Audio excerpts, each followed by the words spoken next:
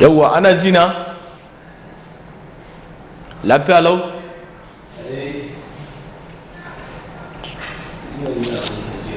Hello?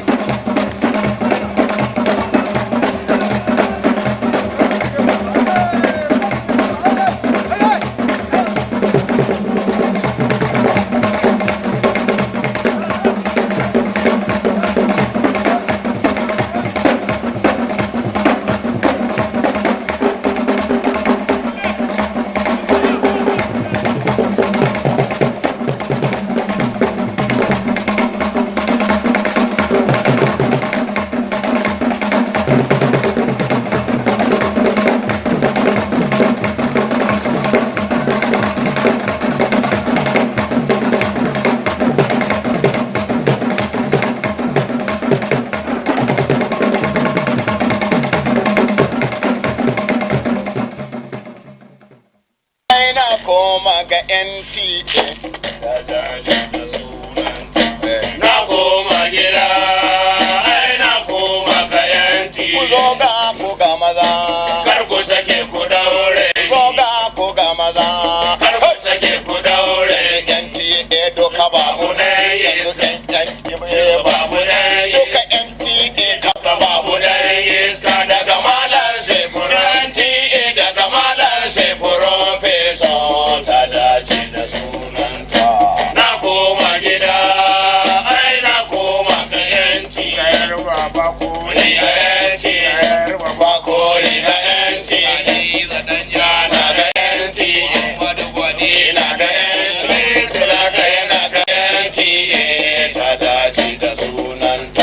na koma gida ai na koma ga yanki kai ku zo ga ko ga maza kar ku sake ku daure dozan bajin tama kar ku sake ku daure sun dauko so sun dauko yanzu su dauka yanzu sun wata na koma gida ai na koma ga yanki magaji yana ga yanki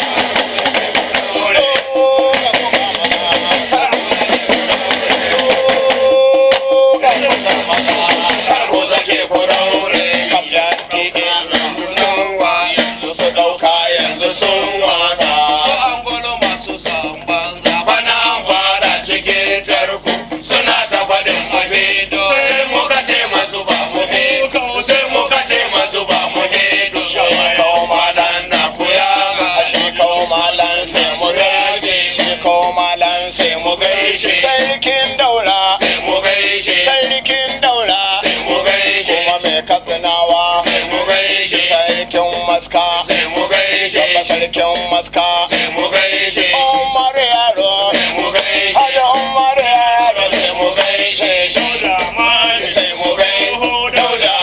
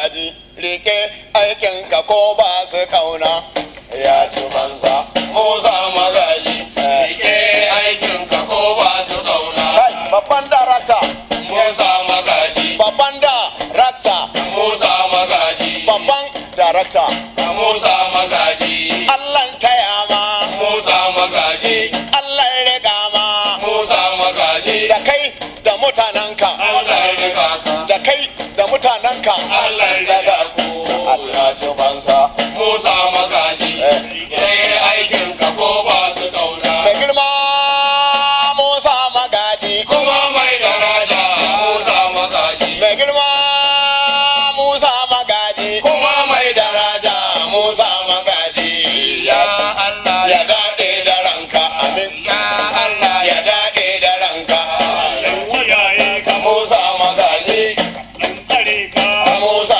magaji wadata ka Musa magaji da bai ce amin ba sai ya fito wanda bai ce amin ba sai ya kuturce idan bai kuturce ba sai ya gugurce idan bai gugurce ba sai ya bakalce idan bai bakalce ba sai ya yi hangun idan bai hangun ba sai ya yi lala idan bai lala ba sai ya yi jarun idan bai jarun ba sai ya makance idan bai makance ba sai ya yi hauka yara na gari yana wawa yara na gari yara na gari Ci kudu ba ka tinkaro, kai gaba dai bishir gamba Allah ya yi maka ɗaukaka baba.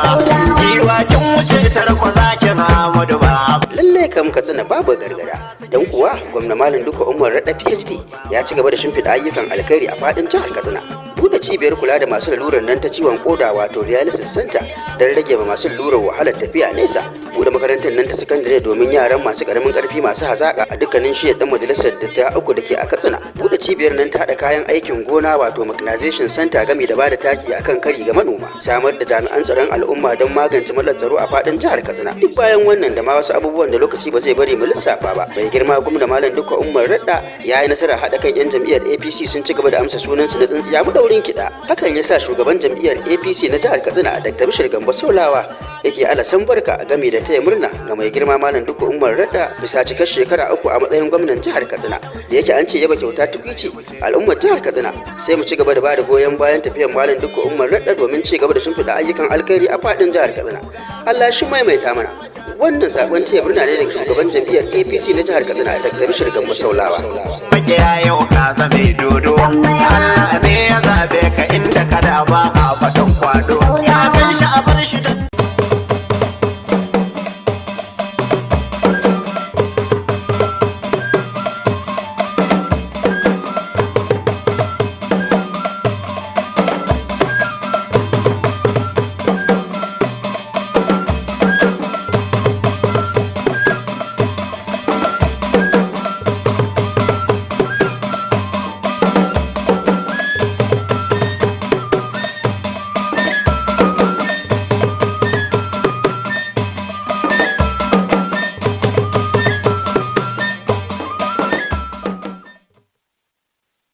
A labarin na daren yau za ku ji cewa rundunar 'yan sandan jihar Katsina ta dakile wani yunkurin har-haren 'yan bindiga tare da kwato shanun da aka sace.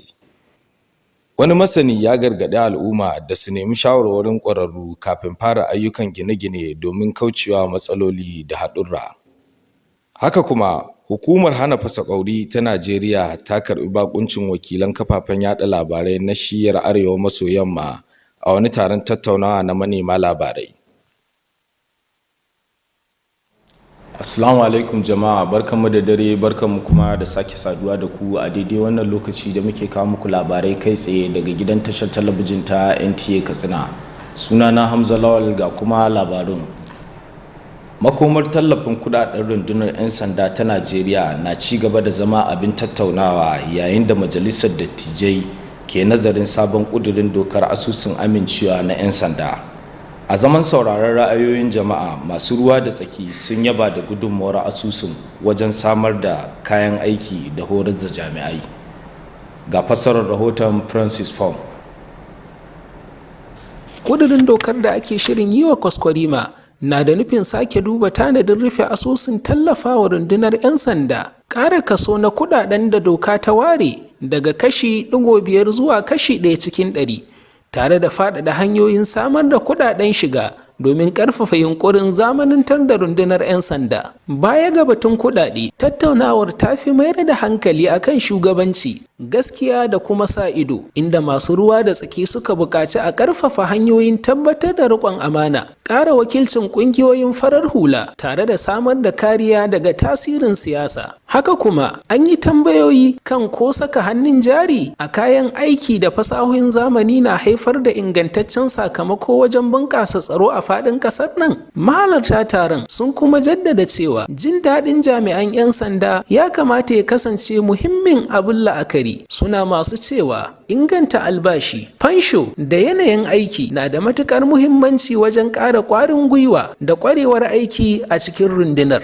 Duk da kasancewar akwai gagarumin goyon baya ga sauye-sauyen da ake shirin aiwatarwa, masu ruwa da tsaki sun jaddada cewa duk wani mataki na gaba dole ne ya kasance mai auna sakamako, mai gaskiya da riƙon amana, tare da iya fuskantar sabbin barazanan tsaro da ke kunno kai, kamar laifukan yanar gizo, manyan laifuka da kuma matsalolin rashin tsaro da suka shafi fasahar zamani. Rundunar 'yan sandan jihar Katsina sun yi nasara wajen yaƙi da ta'addanci bayan ta daƙile yunƙurin satar shanu tare da ƙwato dabbobi da aka sace a ƙaramar hukumar Bakori. A cewar kakakin rundunar DSP Abubakar Sadiq Aliyu ya ce lamarin ya faru ne a ranar 2 ga Yunin shekarar 2026 da misalin karfe 11 na dare, lokacin da ake zargin 'yan bindiga ne suka kai harin ƙauyen gidan ɗan maye da ke hanyar gangaren Makurdi zuwa Jargaba, inda suka yi awon gaba da shanu 12 tare da wasu tumaki da ba a tantance adadinsu ba. Jami'an tsaron da 'yan sintiri sun bi sahun wanda ake zargi har zuwa wani yanki da ke kusa da ƙauyen gidan Baushe, inda suka yi musayar wuta da su. Daga bisani an yi nasarar kwato dabbobin gaba ɗaya tare da mayar da su ga masu su. Kwamishinan 'yan sanda na jihar Katsina Aliyu Umar Fage ya yaba da jarumtar 'yan sanda da suka gudanar da aikin, tare da jaddada ƙudurin rundunar na kare rayuka da dukiyoyin al'umma a faɗin jihar Katsina. Hukumar hana fasa ƙauri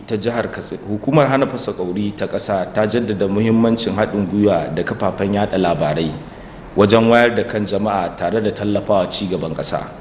An bayyana hakan ne a yayin wani taron tattaunawa da manema labarai da aka gudanar a Kano, wanda ya haɗa jami'an hana fasa ƙauri da 'yan jarida daga sassan arewa maso yamma.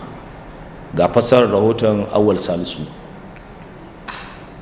Taron mai taken gina kyakkyawar alaƙa tsakanin ƙarfafa yaɗa labarai da hukumar yaƙi da fasa ƙauri domin ƙara wayar da kan masu ruwa da tsaki da ci gaban ƙasa an shirya shi ne domin ƙarfafa haɗin gwiwa tsakanin hukumar kwastam da 'yan jarida, tare da inganta yaɗa sahihan bayanai game da ayyuka da manufofin hukumar. Tattaunawar da aka gudanar a yayin taron ta nuna muhimmiyar rawar da kafafen yaɗa labarai ke takawa wajen wayar da kan jama'a da tabbatar da cewa 'yan Najeriya na samun ingantattu kuma sahihan bayanai. Mahalarta taron sun kuma tattauna kan sauye-sauyen da ake samu a ayyukan hukumar ta yaƙi da fasa ƙwauri, musamman amfani da fasahar sadarwa da sauran hanyoyin zamani domin inganta aiki da kuma gudanar da ingantattun ayyuka. 'Yan jarida daga jihohin Jigawa, Kano, Katsina da Kaduna ne suka halarci taron. Awwal Salisu, labaran NTA. Matasa 'yan kasuwa guda 100 daga sassa daban-daban na jihar Katsina sun halarci zagayen tantancewa na shirin gasar The Hustle Reality Show, wanda aka fi sani da bige-bige, domin neman guraben shiga mataki na gaba na gasar. Masu shirya gasar sun bayyana cewa manufar shirin ita ce ƙarfafa matasa wajen dogaro da kansu ta hanyar kasuwanci tare da inganta zaman lafiya a cikin al'umma. Wakilinmu Awal Halluru na da ci gaban rahoton. Matasa 'yan kasuwa guda 100 masu hazaƙa daga jihar Katsina sun tsallake zuwa matakin tantancewa, wato audition na shirin Hustle Reality Show, wanda wani shiri ne na tsawon watanni 24 da ke da nufin inganta sana'o'i da zaman lafiya, wanda kungiyar tarayyar Turai da Search for Common Ground ke tallafa mawa. Shirin, wanda ake kira da suna bige-bige, ya shafi jihohin Katsina da Sokoto da kuma Zamfara. manufarsa ita ce samarwa matasa masu shekaru 18 zuwa 35 horo a fannin kasuwanci, jagoranci da tallafin farko domin kafa harkokin kasuwanci masu amfani ga al'umma. Hostel reality show yana taimakon al'umma bangare-bangare, musamman mu bangaren mu da muke da matsalar tsaro na damu, to wannan ta shigo ne wannan ta taimake mu. Gaskiya wannan program yana da muhimmanci sosai saboda ni talaka ne, amma kaga inda Allah ya kawo ni yau saboda wannan program so abin da suke gaskiya suna taimaka ma mutane. Waɗanda ke shirye-shiryen sun ce matasa 50 ɗin da aka zaɓo sun fito ne daga ɗaruruwan mutanen da suka cike fom a yanar gizo daga faɗin jihar. Hasu reality show insha Allahu za mu je Katsina, za mu je Sokoto kuma a sake yi a audition din, saboda daga audition din za a samu mutanen da business idea nasu yayi kyau sai a mai da su a gidan da za a ci gaba da koya musu, in an gama sai a ba su kudi su je su bunkasa kasuwancin su. Matakin na audition zai tantance waɗanda za su ci gaba da zuwa babban shirin, inda za su shiga gasar kasuwanci ta ƙungiyoyi da gabatar da shawarwari da horo kan zaman lafiya. Kawo irin wannan abin gaskiya sun taimaka sosai, saboda taimakon gina kai ne. Idan muka samu kasuwanci ya gina a arewa zai zama cewar yankinmu bai zama na koma baya ba kamar yadda ake kallon mu a wasu wurare.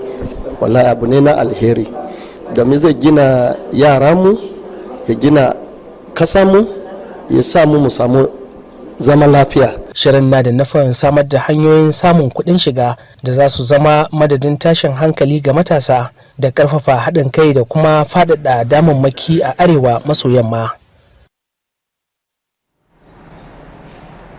An yi kira ga mazauna yankuna da su ba hukumomi cikakken haɗin kai tare da bin ƙa'idojin gine-gine yadda ya kamata yayin gudanar da ayyukan gini domin rage haɗarin ambaliyar ruwa. Daraktan hukumar tsare-tsaren birane da yankuna ta jihar Katsina, Buhari Mani, ne wannan kiran a cikin shirin mako-mako na gidan talabijin na Nta Katsina mai taken barka da safiya. Wakilinmu Jamilu Ahmad na da ci gaban rahoton. An gano cewar gine-gine da ake yi ba bisa ka'ida ba na daga cikin manyan abubuwan da suke haddasa ambaliyar ruwa. Sauran dalilan sun hada da toshewar magudanar ruwa, sare itatuwa ba bisa ka'ida ba, da kuma rashin wadatattun kwalbatoci domin sauƙaƙa gudanar ruwa. Ambaliyar ruwa na haifar da yaduwar cututtuka, asarar rayuka da lalata dukiyoyi, ciki har da gidaje, kayayyakin more rayuwa na gwamnati, gonaki da sauran muhimman kadarori. Daraktan ya bayyana cewa duk wanda yake da niyyar gudanar da aikin gini ya kamata ya fara tuntuɓar hukumar tsare-tsare da raye birane ta yankuna domin samun shawarwari tare da karɓar amincewarta kafin fara aikin gini. Ya ƙara da cewa hukumar ce ke da alhakin tsara yadda za a yi amfani da filaye, sa ido kan ayyukan gine-gine da kuma bayar da tallafin fasaha ga ayyukan raya ƙasa tare da sauran nauyin da aka ɗora mata. Daraktan ya bayyana rashin bin ƙa'idojin gine-gine a matsayin ɗaya daga cikin manyan ƙalubalen da hukumar ke fuskanta. Ya yi kira ga mazauna yankunan jihar da su ba hukumomin da abin ya shafa cikakken haɗin kai domin magance matsalolin da ke da alaƙa da yin gine-gine ba bisa ƙa'ida ba. Gaskiya fi sabilayen rashin bin doka da oda na mutane da suke yin abubuwa akan abin da suka ga dama. To shine dai kawai ishu, kaga abu ne da yawa, za ka zo sai ka buɗe shi ka ce rashin in za ka yi gini ba za a so ba wannan ya ci hanya. Ya yaba wa gwamnatin jihar kan kokarin da take yi wajen magance kalubalen da hukumar ke fuskanta tare da inganta ayyukanta ta hanyar samar da kayan aiki na zamani da sauran muhimman abubuwa da ake bukata. Wannan gwamnatin ta zo ta mana kusan abubuwan duk da dai za mu rubuce su ne da matsalolinmu. Gaskiya ta shigo me matsalar ku kuma ga an sai mana kayayyaki biliyan guda, sai mana motoci, sai mana manyan machineries, an ɗauka mana ma'aikata. Daraktan ya nuna kyakkyawan fata game da makomar harkokin tsara birane ta raya ƙasa, yana mai cewa ci gaba da samun goyon bayan gwamnati zai taimaka matuƙa wajen tabbatar da ingantaccen tsarin raya birane da ci gaba mai ɗorewa a faɗin jihar. Daga Katsina, Jamil Ahmad, labaran NTA. To jama'a, yanzu zan haɗa ku da Muhammad Yaya domin kawo muku labarin wasanni.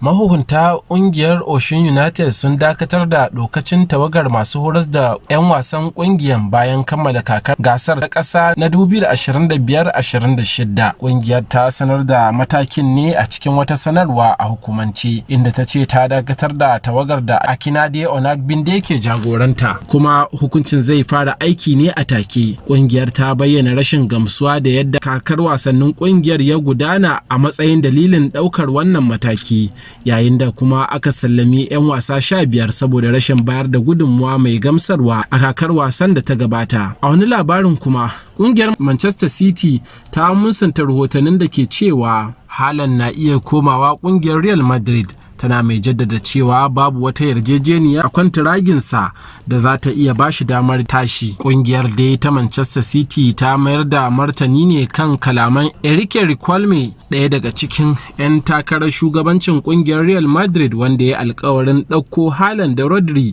daga kungiyar ta Manchester City zuwa kungiyar Real Madrid. A wani bangaren kuma, Katie Taylor za ta yi fafatawarta na ƙarshe a matsayin ƙwararriyar 'yar dambe a filin wasan Croke Park da ke Dublin a ranar 5 ga watan Satumba, inda za ta kara da Flora Pili domin neman kambun WPC aji na 2. Idan Tyler ta samu nasara a wannan wasa, za ta zama zakara ta duniya sau 3 a tarihin rayuwarta. Dauke da labaran wasanni, Muhammad Yahaya, labaran NTA.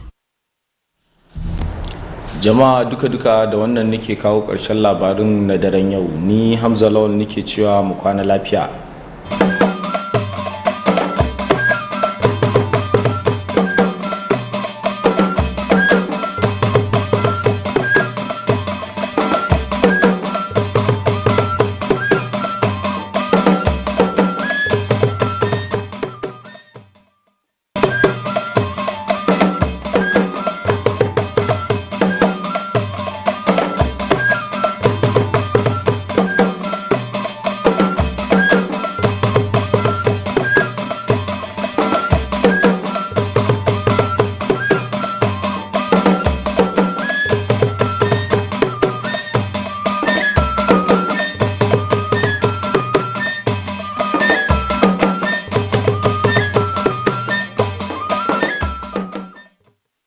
On the news tonight, police foil bandits' attack, recover rustled cattle in Katsina State.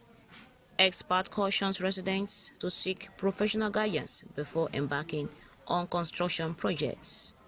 Plus, Customs hosts Northwest media representatives to a media parley. Good evening, viewers, and welcome to Nta Katsina News at 7. I'm Juliana Usman with the news tonight. Remember to join Nta Katsina News on your social media handles, on Facebook at Nta Katsina 8 and on YouTube at Nta Katsina 8. Now the news in full.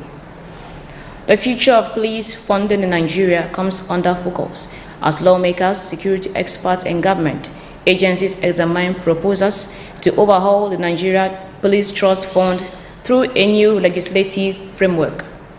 At a public hearing on the bill to repeal the Nigeria Police Trust Fund Act 2019 and establish a new act in 2026, stakeholders agree that while the fund has supported infrastructure, training and operational needs of the police remain critical. Francis Don reports. Questions relating to funding framework of the fund, as well as litigation arising from certain provision of the law, have created uncertainties that have affected the smooth execution of some aspect of its statutory mandate. The proposed legislation seeks to remove the fund's expiration clause, increase statutory funding from 0.5 to 1% and expand revenue sources to strengthen police modernization efforts. The executive decision to bring forward this bill demonstrates a recognition of the critical role that sustainable funding and effective governance play in success of policing. The ministry therefore believes that the repeal and re-enactment of the Nigerian Police Trust Fund Act 2026 will further strengthen the legal and institutional framework necessary for sustaining the gains already achieved. Section 12 is very critical. It's talking about the need assessment. The IG is supposed to be the person to give the need assessment to the FPTF for implementation because he knows what he needs. Beyond funding, discussions center on governance, transparency, and oversight, with stakeholders advocating stronger accountability mechanisms, civil society representation, and safeguards against political influence. Questions were also raised about whether investments in equipment and technology are translating into improved security outcomes across the country. Participants further stressed that police welfare must remain a priority, arguing that better salaries, pension, and working conditions are critical to boosting morale and professionalism within the force. Francis from NTA News. The Katsina State Police Command has recorded another breakthrough in its fight against criminal activities after foiling a cattle rustling attempt and recovering stolen animals in Bakori local government area. According to the command's public relations officer, DSP Abubakar Sadiq Aliyu, the incident occurred on June 2, 2026 at about 11 p.m. when suspected armed bandits reportedly invaded Gidan Damai village along the Gagaram Makurdi Jargaba axis, rustling 12 cows and an unconfirmed number of sheep. Following the reports received at the Bakori Division Police Headquarters, the divisional police officer swiftly mobilized police operatives in collaboration with members of the vigilante group to respond to the incident. Security operatives tactically traced the suspects to an area around Gidan Baushe village where a gun battle ensued. The bandits reportedly fled with suspected gunshot injuries after abandoning the rustled animals, all of which were successfully recovered and returned to their rightful owners. Meanwhile, efforts are ongoing to apprehend the fleeing suspect and dismantle their criminal network. The Commissioner of Police, Katsina State Command, CP Ali Umar Fage, commended the bravery of the operatives and reaffirmed the command's commitment to protecting lives and property across the state. The Nigeria Customs Service has underscored the importance of strengthening collaboration with the media to enhance public awareness, promote accurate information dissemination, and support national development operatives. This formed the focus of a media party held in Kano, which brought together customs officials and journalists from across the Northwest region to deepen stakeholder engagement and foster strategic partnership. Awal Salisu reports. With the theme Building Synergy between Media and Customs for enhanced stakeholders' awareness and national development, the engagement was designed to reinforce institutional collaboration between the Nigerian Customs Service and media organizations in advancing public-oriented communication strategies. Discussions at the Pali centered on the strategic role of the media in promoting transparency, strengthening public trust, and enhancing citizens' understanding of government policies, particularly in areas related to trade facilitation, revenue generation, border security, and anti-smuggling operations. Effectively discharging these responsibilities requires sustained stakeholder engagement and strategic communication.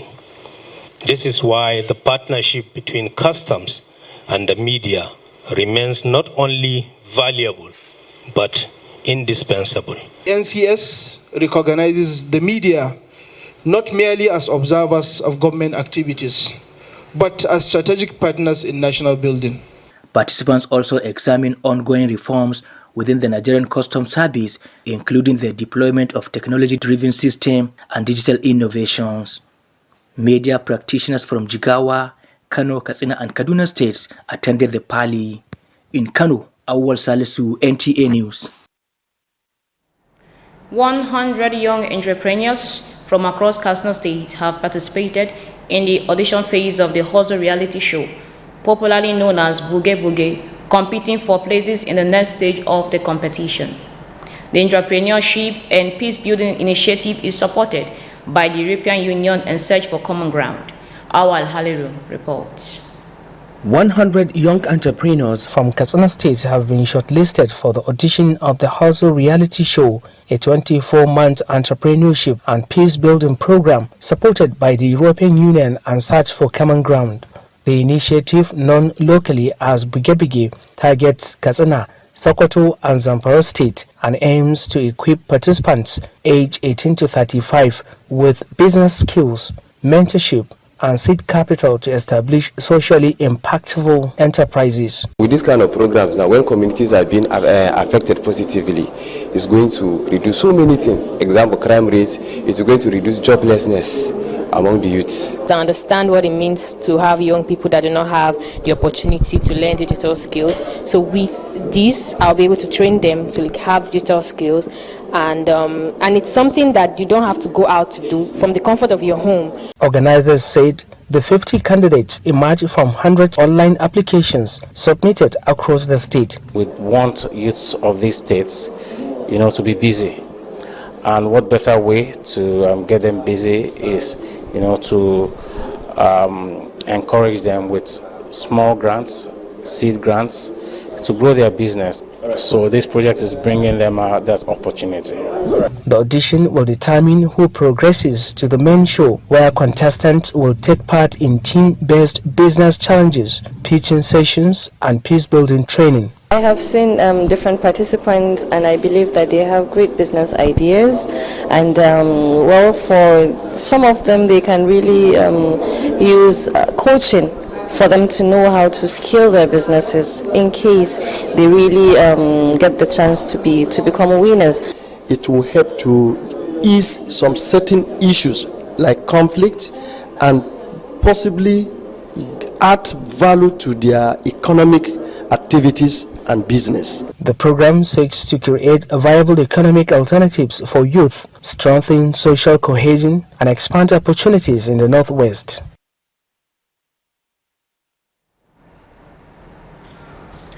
Residents have been called upon to cooperate with relevant authorities and strictly comply with building regulations during construction to mitigate the risk of flooding.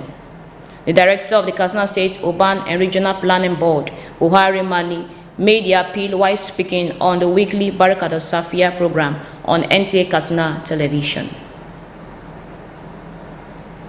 Unauthorized building construction has been identified as one of the major causes of flooding. Other factors include blocked drainage channels, indiscriminate tree felling, and the absence of adequate culverts. Flooding often results in the spread of diseases, loss of lives, and destruction of property, including houses, public infrastructure, farmland, and other valuable assets. The director explained that anyone intending to embark on a building project shall first consult the Urban and Regional Planning Board for guidance and obtain the necessary approval before commencing construction. He added that the board is responsible for land use planning, monitoring building development, and provide technical support for developmental projects, among other duties. Whatever you do, we give you permission for construction of their land, the use, the type, the area, and whatever. The director identified non-compliance with building regulations as one of the major challenges facing the board. He called on residents to cooperate with relevant authorities in order to prevent problems associated with unauthorized constructions. Lack of rule of law, or like whatever one is going to do, doesn't have to look at what the law says. Whatever you do, you come to the office. Not just our office, our people are all round. We even have some people that normally go around day by day. He commended the state government for its effort in addressing the challenges facing the board and for enhancing its operations through the provision of modern equipment and other essential resources. The director expressed optimism about the future, noting that the continued support of the government will contribute significantly to effective urban planning and sustainable development across the state. In Katsina, Jamil Ahmad, NTA News. And now, in the world of sport, let's hear from Muhammad Yahya for the latest.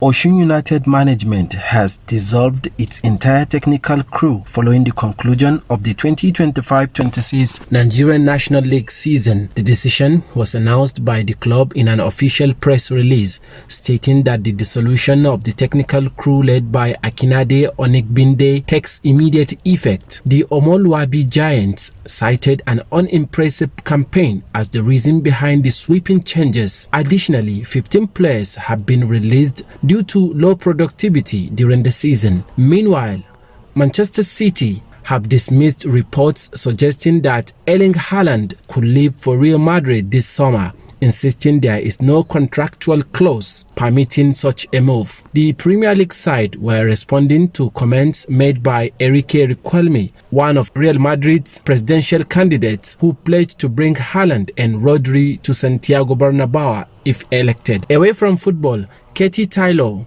will make what is expected to be the final appearance of her professional career at Croke Park in Dublin on September 5th when she faced Flora Peely for the vacant of WBC Junior welterweight title. A victory in the bout will see Taylor become an undisputed champion for the third time in her illustrious career.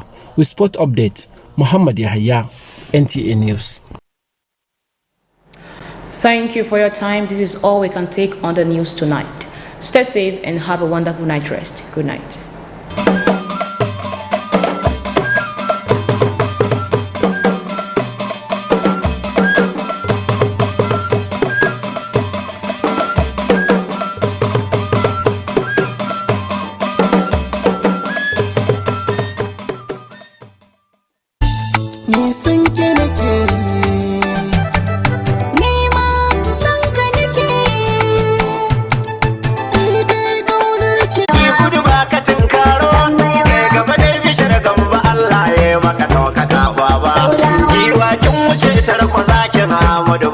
Lallai kam Katsina babu gargada, don kuwa gwamna Malam Duka Umar Radda PhD ya ci gaba da shimfiɗa ayyukan alkhairi a faɗin jihar Katsina.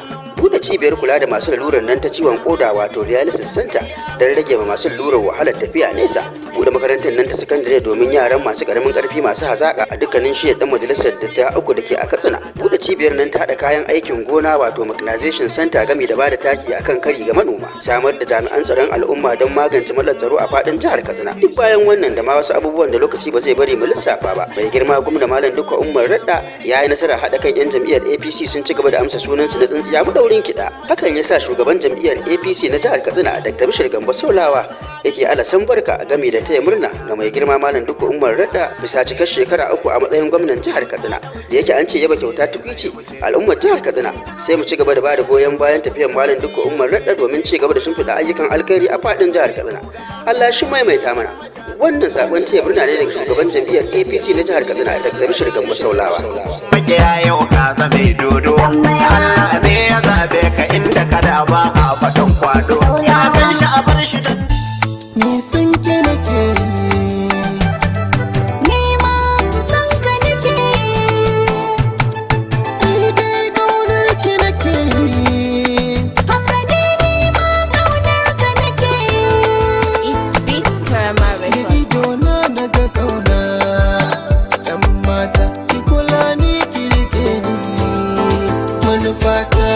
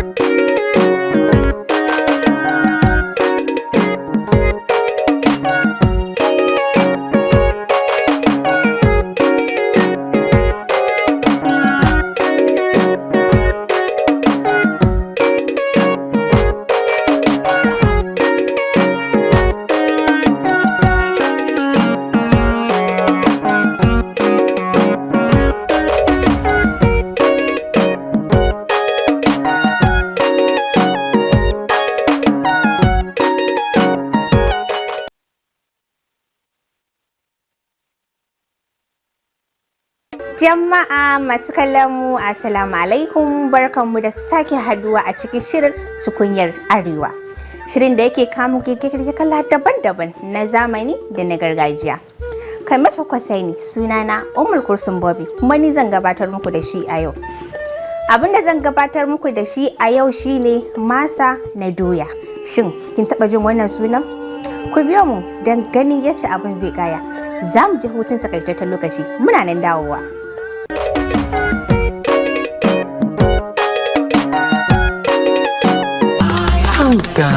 Calm down. What if I ruin everything? And tell me now it's coming. Just pass the beef and dawa cubes. No, Hassan! With Mr. Chef, it's a 2-finger crush.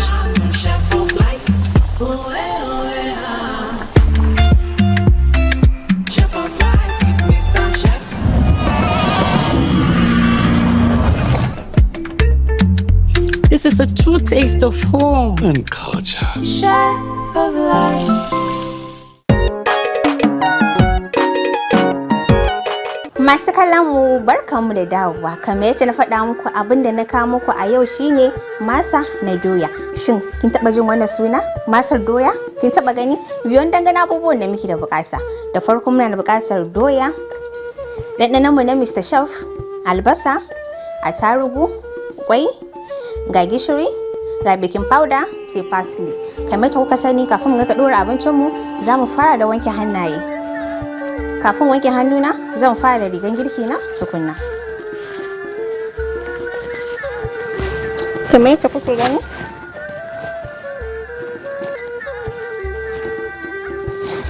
bayan na saka riga na,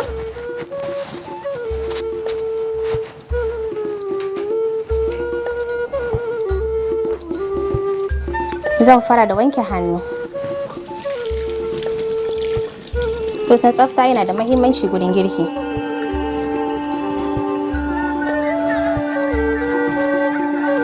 Tom, da farko, kamar yadda kuke gani, zan fara ɗauko blender ɗinsa.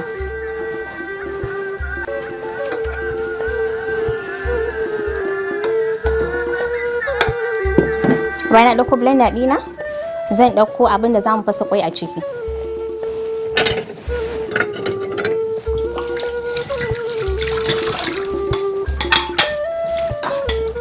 Zan ɗaure kwanin da kyau.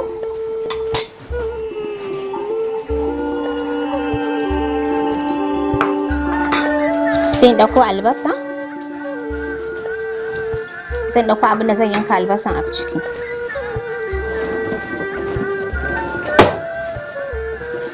Bayan mun ɗauko, za ki ɗaure abin da za ki amfani da shi tukunna.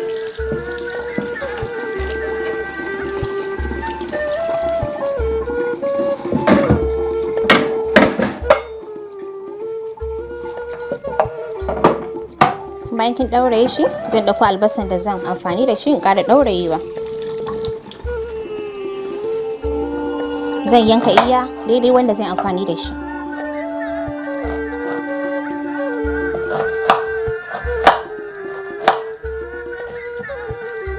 Kamar yadda kuke gani, zan yanka shi daidai yacce nake da bukata. Ƙanana zan yi shi, ba wai manya sosai ba. Kamar yadda kuke gani, zan yanka shi ƙananu ne, ban son yayi manya sosai. Bayan na gama yankawa, sai in ɗauko abin da zan sa shi ma a ciki. Zan ɗaure shi kamar yadda kuke gani. Bayan na ɗaure, sai ki zuba shi a cikin kwaninki.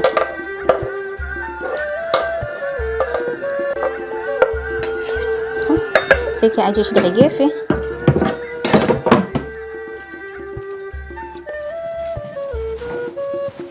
Sai ki dawo da shi ki ajiye. Kamar yadda kuke gani, zan fasa kwai a ciki.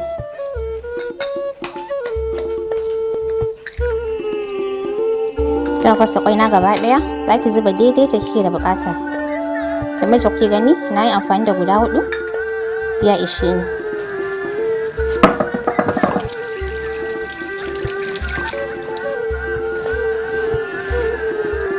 Bayan mun fasa kwai, za ki buɗe blender ɗinki.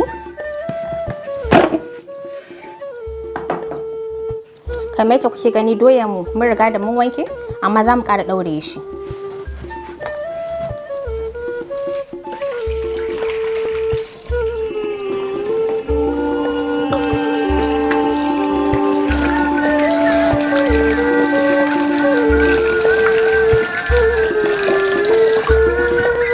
Kamar yadda kuke gani mun ƙara tsaftace shi sosai.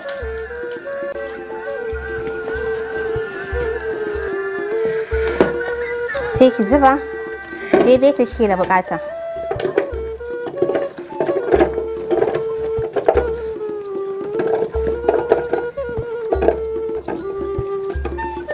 Kamar yadda kuke gani, bayan na zuba doya sai ki ɗauko kwan da kika riga kika fasa sai ki zuba a ciki kamar haka.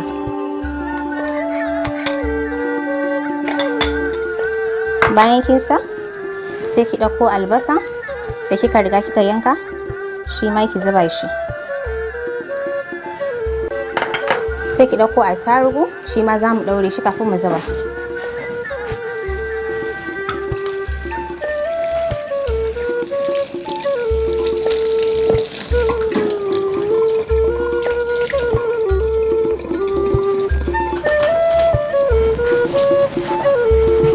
Sai ki zuba daidai yadda kike da bukata.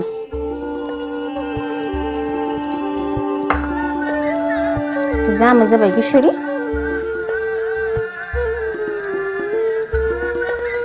bayan ki sa gishiri sai ki ɗauko baking powder, shi ma mu saka. Za ki sa kaɗan ne ba da yawa ba. Bayan kin sa baking powder sai ki saka ɗanɗanonki na Mr. Chef, kamar yadda kuka sani kullum magana ta akan amfani da sinadari na Mr. Chef domin gyara miki girki da ɗanɗano mai daɗi. Ba kowa ke son ɗanɗano da yawa a girki ba, amma ni iya wanda na sa ya ishe ni. Sai ki kwashe ledodin sinadaranki ki zubar da su kamar yadda kuke gani. Zan ɗauko abin da zan tarar ruwa a ciki domin niƙa doyar mu.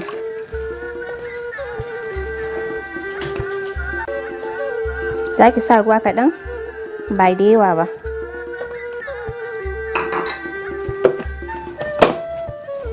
Bayan kin gama haɗawa sai ki zo ki markaɗa shi.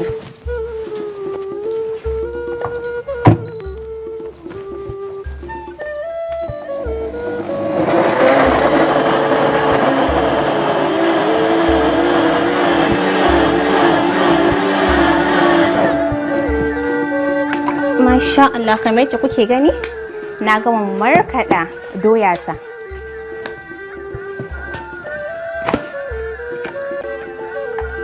Masha Allah, kina gani kisan doya nan ya markaɗu.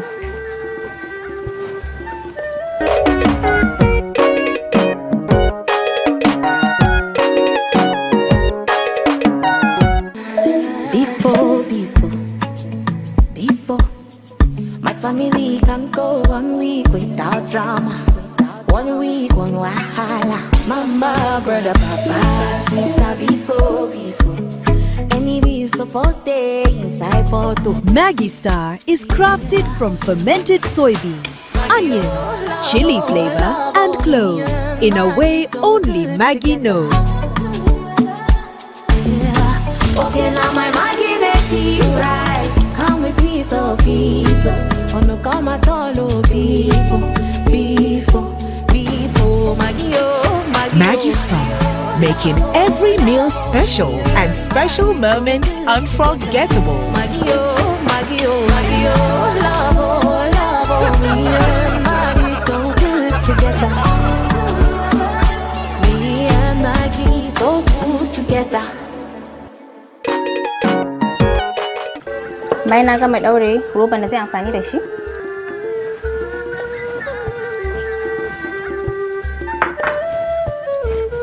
sai ki juye shi a tsaftatacciyar robarki kamar yadda kuke gani.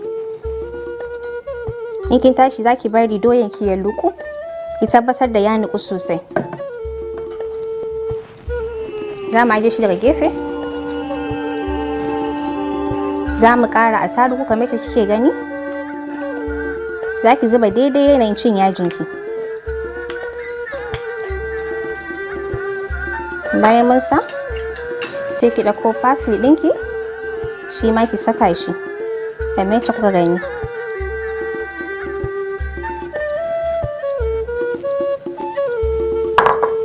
Sai mu ɗauko abin da za mu motsa da shi. Bayan na ɗaure shi, zan ajiye shi a gefe, ki juya shi da kyau. Kamar yadda kuke gani. Bayan na gama juyawa, sai in ɗauko laisa ɗina domin kunna wuta.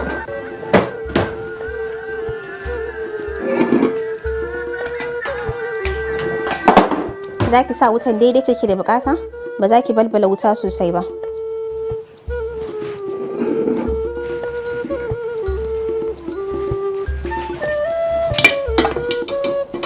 Za mu ajiye murfin daga gefe. Za mu ɗauko man gyaɗa, mu ajiye shi daga gefe kamar yadda kuke gani.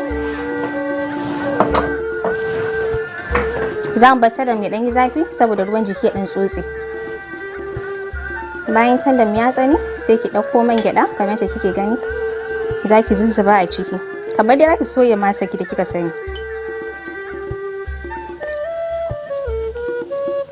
Haka nan za ki zuzzuba gaba ɗaya a ciki.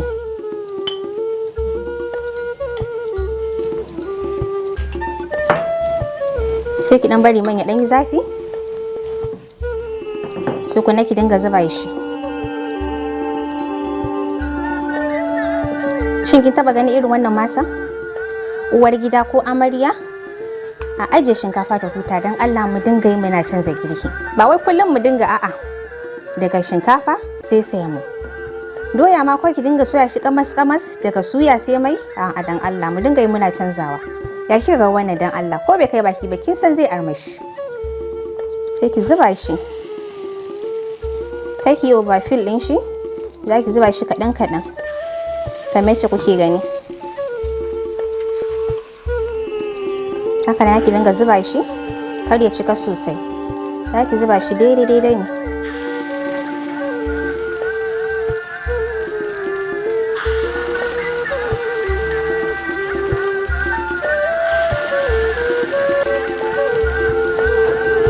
Za mu ajiye shi daga gefe.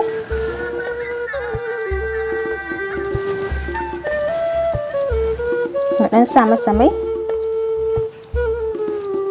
Ba za mu cika man sosai ba.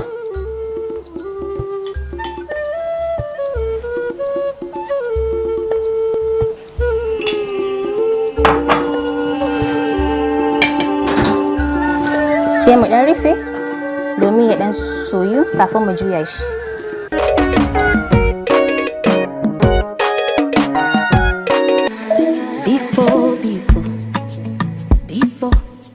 My family can go 1 week without drama.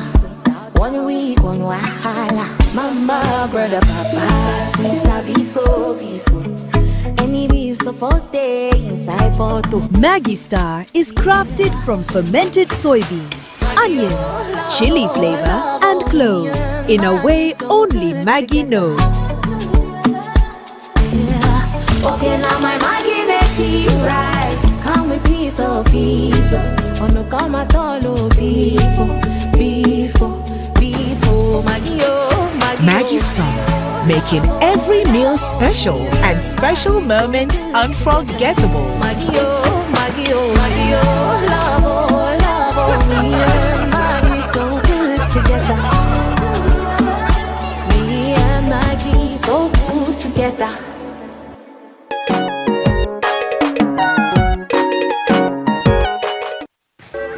Kamar yadda kuke gani, sai ki juya shi.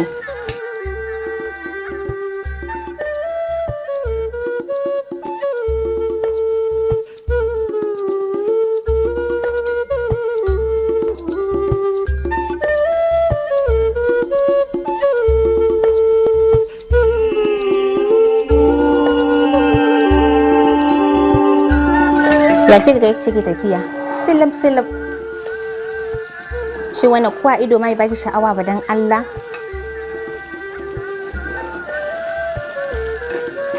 Haka na duk zaki juya shi.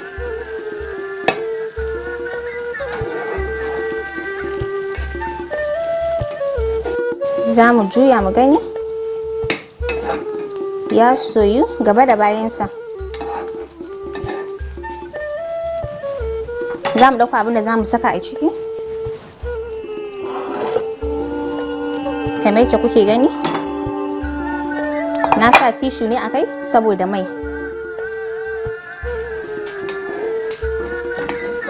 Ya kika ga wannan doya? Yanzu wannan aka ce miki doya ne, shin zaki yadda? Wannan abincin da kike gani ba karamin abincin fusar kunya bane ba. Waina da kike gani ko a ido kisan ta fita. Ta bada abin da ake da bukata. Haka nan za mu cire shi ɗaya bayan ɗaya.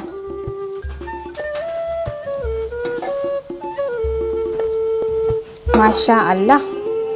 Ina so yi abin da miyona sai tsinkewa yake. Na kago mu je tebur ɗanɗano domin ɗanɗana abin nan. Mun ƙarasa suyar doyar mu ko in ce waina. Da yanzu ya tashi daga doya ya koma waina. Haka za mu kwashe gaba ɗaya. So masu kallon mu duka a nan muka kawo ƙarshen shirinmu na yau. Mu har da ku a tebur ɗanɗano.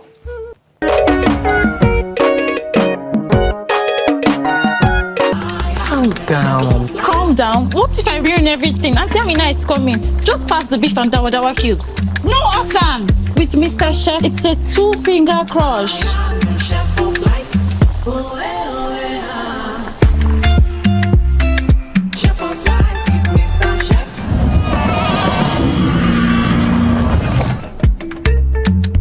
This is the true taste of home and culture. Chef of life.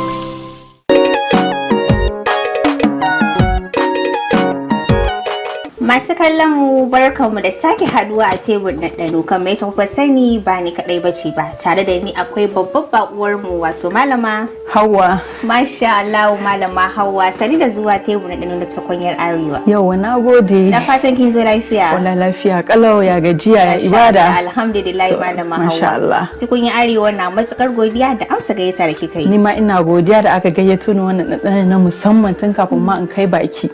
Masha Allah, mun gode. To malama Hauwa, shin zaki faɗa min me ke gani a gaban ki? To ni dai na ga dai abu kaman waina kaman kosai rishi kadai dai. Waka dai a bakin me shi ya fi daɗi. To bare da zan faɗa ba, amma me na fi son ki ɗanɗana saboda bakin ki ya gaya miki shi me ke gani da idan ki. To masha Allah. A lokacin da kike ɗanɗana ni ma bara in taya ki. To dan kai ki bani labari. Bismillah to. Me kike gani cikin shi? To ya ce ki wannan ba kosai bane? Tukunne dai kai baki. To sai mu tabbatar da kosai ne ko ba kosai bane ba.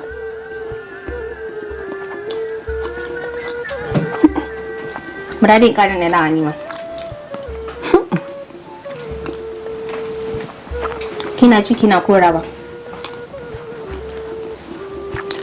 Gaskiya za a bani wannan sirrin girkin. Sirrin girki ke bukata? Kai ba komai bane ba. Saboda ga ma ɗanɗanon ma. Sirrin girki na ruka sani. Sirrin Tukunyar Arewa ba komai bane face ɗanɗano na Mr. Chef. Kin san kina amfani da ɗanɗano na Mr. Chef. Ko biki niyyar sambatu ba, ko biki niyyar santi ba, to in Allah idan kika yi amfani da ɗanɗano na Mr. Chef to zaki yi ne ba tare da masaki na yi ba. Ɗanɗanon na daban ne na musamman ne. Sosai ma ko malama Hauwa. Tunda nake ɗanɗanon abinci ina so dan dai kan na riga ki magana ne. Amma kin san ce dole ji daga bakin ki wannan dan na ji dan na daban ya fita daban. Sosai masha Allah. Na ga miki ba kai bane ba ce Mr. Chef kuma ran soke ma in ki koma gida ki gwada. Ni yanzu mu dawo kan domin ki tashi kan mai gida. In Allah ya yarda. Ni wannan girkin ba abin satan ansa ba. Wannan abu da ke gani ba kosai bane ba kuma ba waina bane shinkafa bane ba. Ba komai bane ba sai doya da kika sani. Doyan mu dai da muka sani dai? Doya ne da muka sani dai namu na gida da muke dafa shi a ci da mai da yaji. Shi yake sarrafa shi? A ci soyayya insha Allah. Kuma zan so ku ma ku gwada masu kallon mu. To ai ni na zata kosai ne a farko da na gani a ido da na sai kin sa ɗanɗana saboda ɗanɗanan nan. Ɗanɗana gaskiya bara in taya ki. Gaskiya ɗanɗanan nan. Bara in taya ki ni ma. Ba zan bar muku ba. Malama Kaltum. Dan Allah ina son a bani da wani sinadari ki hada kika yi wannan da fada miki. Before my family can go 1 week without drama. 1 week, one wahala. Mama, brother, papa, sister, before. Any beef supposed stay inside bottle. Maggi Star is crafted from fermented soybeans, onions, chili flavor, and cloves in a way only Maggi knows. Okay, now my Maggi make it right. Come with piece of peace. Oh no, come at all, oh beef, Maggi, oh, Maggi. Maggi Star, making every meal special and special moments unforgettable. Maggi, oh, love, oh, me and Maggi so good together. Me and Maggi so good together. Ba kun bane ba sai doya. Doya da kika saba amfani da ita a Doya gida. mu dai. Warai kuwa sai kayan sinadaran mu kamar su kwai, attarugu, albasa da dan haɗin ɗanɗanon mu sai parsley. Ganyen sa. Shikenan zaki markaɗa ki soya abinci kamar ce gani yayi kyau a ido. Kamar suyan waina dai zan yi ta. Kwarai ma kuwa kamar sunan waina dai. Kuma wannan abun zaki ma yara su je makaranta da shi. In kina da bako kin rasa mina ki dafa masa, ina ki dan burge shigo wani abu shafara ki shiga kicin minti kaɗan kalilan kin soya shi kin gama. Kuma zai ci hankali kwance kuma ya gode miki ga armashi. Masha Allah zan so in jarraba wannan girki. Ya kamata.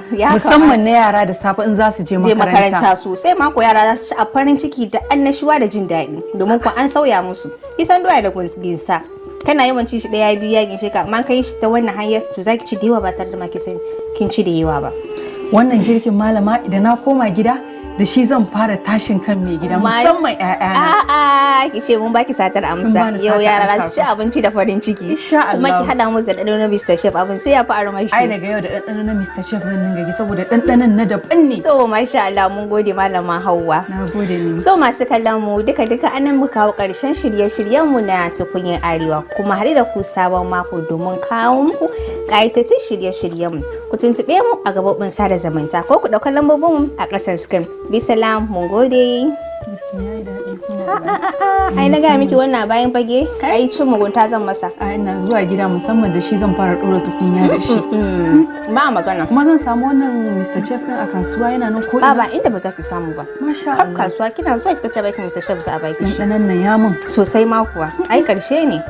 Nake gaya miki biki sha miki ba. Nagode da safe. Kora da lemiki. Ko lemun ma ba ki gaya mu wannan ta irin lemun ce ta bani sa. Ki da ba da sha. To na ji. Ki sha da ki ji ɗanɗanon a bakin ki.